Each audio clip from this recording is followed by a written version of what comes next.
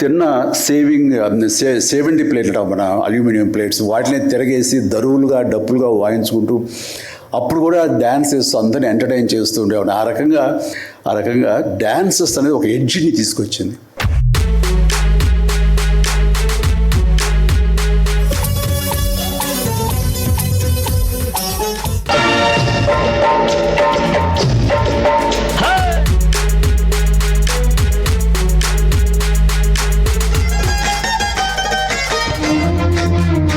Guinness బుక్కి మనకి ఏంటి సంబంధం అనే ఒక ఆలోచన ఏమైనా ఉంటుంది కదా సహజంగా. అలాగే నాకు అలాంటి ఆలోచన ఏమి లేదు. అలాంటిది నేను ఎదురు చూడనటువంటి ఒక గొప్ప ఆనర్ ఈ రోజున డ్యాన్సెస్ మీద, బహుశా నటన కంటే కూడా ముందు నుంచి కూడా డ్యాన్సెస్ మీద నాకున్నటువంటి ఇంట్రెస్ట్ ఈ రోజున ఈ అవార్డు వచ్చేలా చేసిందా అని నాకు అనిపిస్తుంటుంది. నా చిన్నప్పుడు మా చుట్టూ ఉండే వాళ్ళని ఎంటర్టైన్ చేయడం కోసంగా ఈవినింగ్ అయ్యేసరికి అప్పట్లో ఉండే వివిధ భారతి కానీ, లేకపోతే శ్రీలంక రేడియో సిలోన్ కానీ, వీటిల్లో వచ్చే కొన్ని తెలుగు పాటలకి అదే మా సోర్స్ ఆఫ్ ఇన్స్పిరేషన్.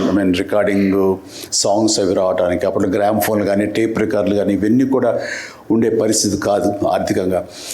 అలాంటి వారానికి ఒకసారి రేడియోలో ఎప్పుడు పాటలు వస్తాయా, 7th class, 6th class, 8th class ఆ ప్రాంతంలో. ఆ తర్వాత ఎన్సీసీలో చేరిన తర్వాత ఈవినింగ్ క్యాంప్ ఫైర్ టైంలో అందరూ ఎర్లీగా భోజనాలు కానిచ్చిన తర్వాత తిన్న సేవింగ్ ప్లేట్లు మన అల్యూమినియం ప్లేట్స్ వాటిని తిరగేసి దరువులుగా డప్పులుగా వాయించుకుంటూ అప్పుడు కూడా డ్యాన్స్ చేస్తూ అందరిని ఎంటర్టైన్ చేస్తూ ఉండేవాడు. ఆ రకంగా డ్యాన్స్ అనేది నాకు ఇష్టమైనటువంటి ఒక నా అంతర్భాగం అయిపోయింది. నాకు ఆ రకంగా డ్యాన్సెస్ అనేది ఒక ఎడ్జ్ని తీసుకొచ్చింది.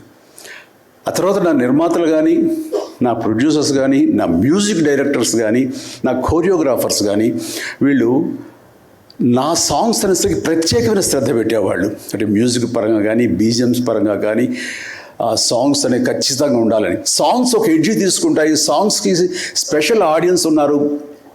ఆ ఆడియన్స్ సాంగ్స్ మళ్ళీ రిపీట్ చేసేవాళ్ళు. అప్పట్లో ప్రొజెక్టర్ ఆఫ్ చేసి మళ్ళీ రీప్లే చేసేవాళ్ళు. ఆ రకంగా సాంగ్స్ యొక్క ప్రత్యేకత నా జీవితంలో, నా సినీ కెరీర్లో, నా యొక్క విజయ పరంపరలో అది ఒక అంతర్భాగం అయిపోయింది. ఆ రకంగా సాంగ్స్ అనేది ఏదో సరదాగా హాబీగా చిన్నప్పుడు మొదలుపెట్టింది. అది ఈ రోజు వరకు నాకు విపరీతమైన ఫ్యాన్స్ని తీసుకొచ్చి డాన్సెస్ అంటే చిరంజీవి చేయాలి అన్నంత పేరు తీసుకొచ్చి నాకు ఈ రోజు ఇదిగో ఈ Guinness book of world records నాకు తీసుకొచ్చేలాగా చేసింది.